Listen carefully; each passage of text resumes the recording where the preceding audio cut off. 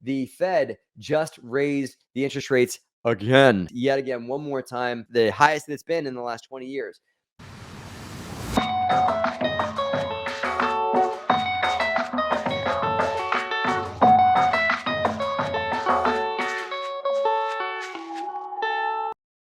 What's happening, everybody? Welcome to the Cash Flow Digest. My name is Matt Faircloth, and I'm super excited to be here with you guys. I've got a phenomenal guest. Has a former career in financial planning and stocks and that kind of stuff. Still plays in that arena. Got some interesting stuff on the market we're going to talk about in a second here as well. But I want to just put out here, you guys can watch the show now on Spotify with the video included and everything. If you're watching the show on YouTube, grateful for you guys there. And if you're watching this show live, I'm super grateful for you guys here on our Facebook feed, which is on the DeRosa Insiders. Jump over to Facebook and join the DeRosa Insiders community where you guys can watch live, can comment live. I'm grateful for you guys and grateful for the show as it means to get out the word about real estate investing to the world and to you guys and keep you guys up to date on the changing world of real estate investing. Now, speaking of the changing world, the Fed just raised the interest rates again, yet again, one more time. I'm going to talk to our guest about this because he has actually taught me a good bit about what it means for the Fed to raise the rates and why it can't stay where it is forever. But they're raising the rate by another 25 basis points, which in plain English is 0.25%. The rate is now 5.5, and that is now effective, the highest that it's been in the last 20 years. I want to show you guys a chart on where the rates have gone over the years, right? They have not been stagnant. That's the chart of the federal funds rate for the last 60 years, right? This is what it's just done. Look at how quickly that line has sloped up. This is what's really shaken a lot of noise out of the market and caused a lot of riffraff and stuff like that. It's typically been in the mid ranges here, but recently it's spiked very, very quickly. It was to the tune of zero as much as 2 years ago, pretty much effectively zero. 5.5 is the highest that it's been in 20 years. Look at how high it was back in the 80s. Our guest could probably talk to us about why it was that high back then, because he and I both were alive then, probably not active in real estate back then, but he and I have been active for decades in real estate and can talk about the changes that the markets have seen. Now, talking heads of the world are saying that the Fed is maybe done, right? But they're going to take it on a case-by-case basis in regards to interest rates, and maybe we're good there. But bottom line is this is going to affect, I think, a lot of things with regards to people buying homes. It's going to affect a lot of things with regards to people still buying multifamily and those kinds of things, but it's going to affect all things. And one good thing that people aren't really taking enough account for here is, for the first time that I can remember, America can save money and grow it at a reasonable rate. So we're going to probably see more banks being willing to open up saving accounts, pushing for depository relationships to just deposit your money into a bank and make 4.5%, 5% interest on your money. When's the last time you could do that?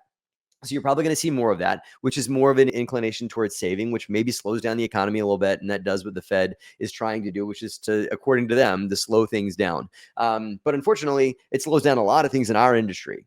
So it makes things more economically stable for the rest of the world. But in our industry, where rates have spiked pretty much, by 5% over the last year and a half, 2 years, it's changed things overnight, really. Look at what it's done to the housing market for people buying secondary homes, not new build homes. New construction is a whole nother angle.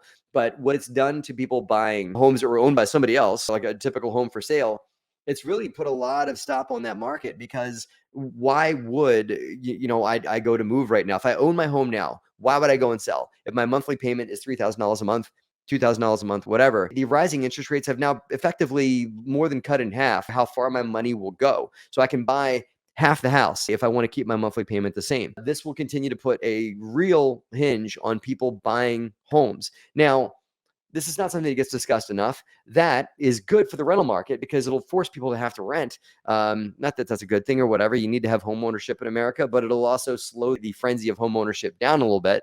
You'll probably continue to see pressure on the residential housing market.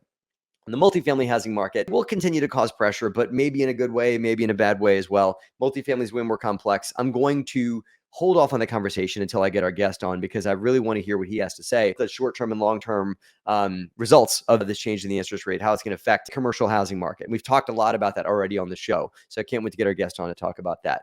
But the bottom line, guys, is that a lot of the talking heads that are out there are predicting that rates are where they're going to be. And so this is probably the new normal for a little while. So we need to learn how to deal with a market where it's normal to borrow money between 5 and 8%. That's my 2 cents on the Fed raising the rates. Maybe they're done for now. Maybe they're not. Who knows? My crystal ball is broken. But I think the best thing you can do as a real estate investor is to learn how to deal with today's market. And my advice that I've been giving people is to buy deals that cash flow now. The concept of buying deals that are air quote value add, meaning like, it loses money today, but it might make money in the future and hopefully it'll appreciate. That equation's gone. It's not going to be the way you're going to want to make money in real estate from here on out. You're going to make money with deals that cash flow today. And as rates perhaps come back down, that cash flow will increase as you potentially refinance or as that spurs the market towards further growth. Now, I'm going to tee you guys up for my guest today. Lucky enough to call a friend. He is Bruce Fraser, no relation to the captain of our ship, the asset manager and operations manager, Justin Fraser. Those two have met, but they are not related. He's taught me a lot about rates, the stuff we've talked about today. Without further ado, guys, Bruce Fraser. What's up, man? How are you today? Hey, Matt. Great to see you. How are you doing? Good to see you too, brother. Fed just raised the rates by another quarter point. What are your thoughts on that? I know you've told me before they can't keep them where they're at for long, how this will affect the market. And the fact they did it. The speed at which they've raised the rates is what I think caught everybody off guard. I mean, the reason that they moved so fast, it wasn't just blind irresponsibility.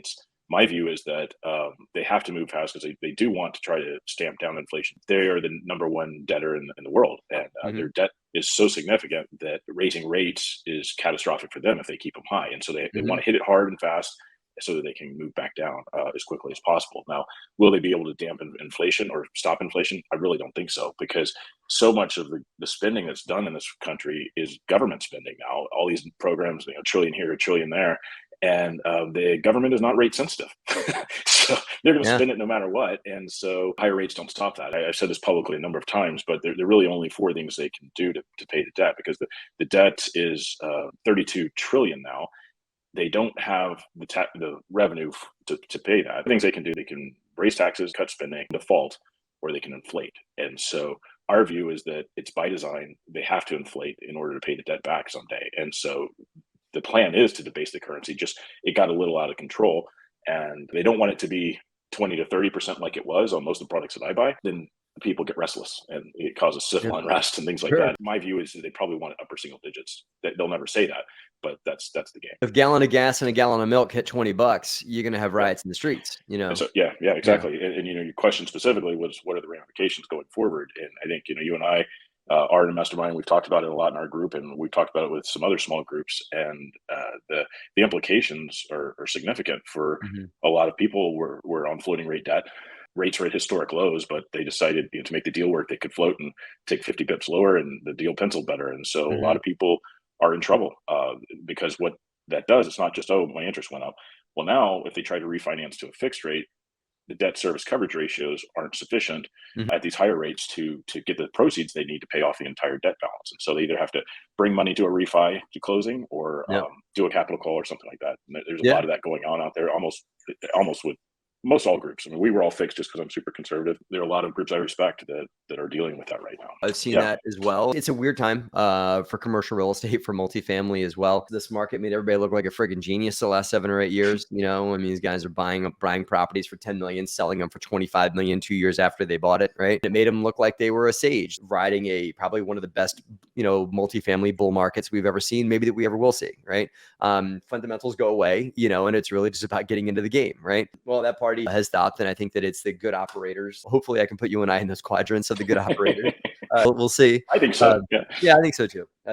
The implications aren't just within our space, our industry. You look at the banking industry and what happened there, and I think most people probably know this, but we had 3 of the 4 largest bank failures in history in the last 12 months, and those were triggered specifically by this issue. What got them is they took in so much cash so quickly from all the stimulus and everything else, they had to park it somewhere to make a return. And so they bought government mortgage-backed securities, but they had long duration. So they went out 10 years or more to try to get a little bit of yield. Then the government raised rates so rapidly, the way bonds work is the value of that diminished by roughly half. And so their assets plummeted, and they can keep them in a bucket called held to maturity, which means they don't have to tell you the value. They just are going to pretend that it's worth the full face value, unless they need the liquidity. And what happened with some of the Silicon Valley Bank in particular was that they had a couple very big depositors that pulled their money, and they had to sell those, and they saw what a big loss. Investors saw what a big loss they were taking on them and panicked, and then it just Yeah. compounded real And it rapidly. went all over social media, and, Yeah. Peter Schiff or whatever was broadcasting. Before you knew it, the world we live in, where everybody's holding around a big megaphone, people start shouting in the megaphone that, hey, the sky's falling at SVB. Do you think that the bank failures are done, or do you think we're going to see more? I think that specific problem is pervasive throughout the banking industry. It wasn't specific to those banks. What the government did, they came in and said, okay, we'll let you borrow against those diminished value bonds at full face value. I think it was 1 year or 2 years. So they bought time so that it wouldn't keep snowballing. But what do they do at the end of the year? There's nothing more permanent than a temporary government solution, right? And so I think that they'll wave their magic wand and pretend everything's okay for now. I think that the pain is throughout. And while the Fed was saying the financial system is strong and resilient, if you look at their own internal reports, which are publicly available, I think it was something like 760 banks had over 50% impairment in value. That's a big problem.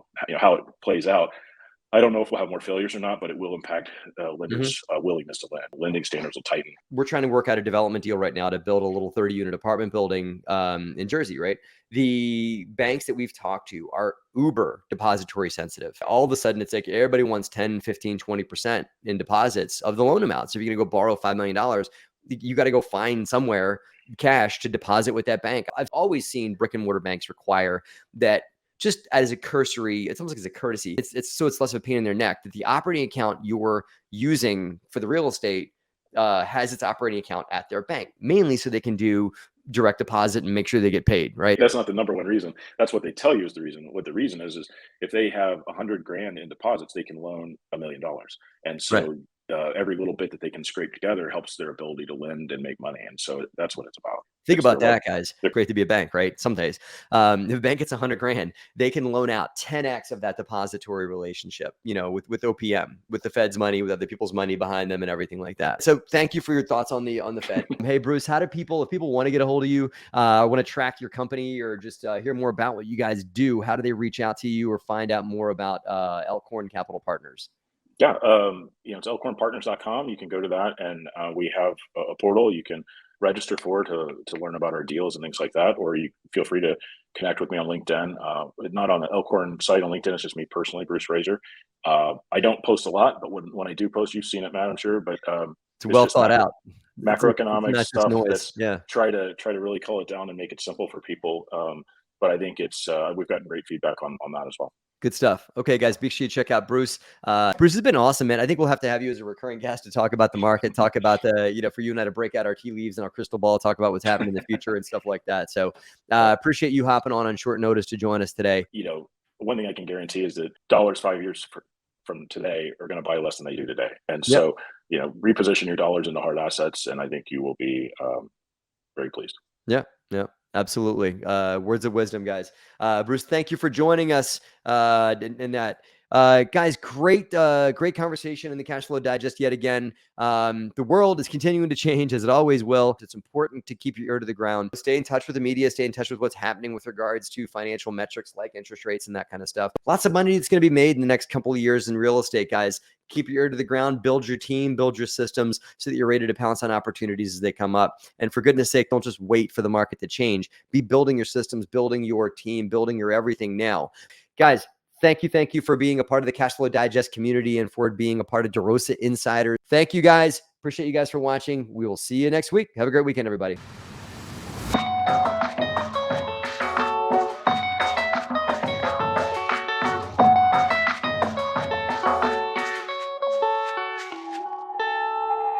Hey guys, Matt Faircloth here. Thank you for listening again to the Cash Flow Digest. I really appreciate you guys doing that. If you guys want to hear more about what DeRosa Group has to offer, go to DeRosa Group, DeRosa Group.com, DeRosaGroup.com online. You can hear about all the great things that we offer from an educational standpoint and passive investment standpoint on our website. See you there. And if you guys want to join our online community, DeRosa Insiders on Facebook, where you can watch this program get recorded every Friday at noon Eastern, and you can come on as even a guest or ask questions on the show. We hope to see you guys on our online community, DeRosa Insiders. See you there.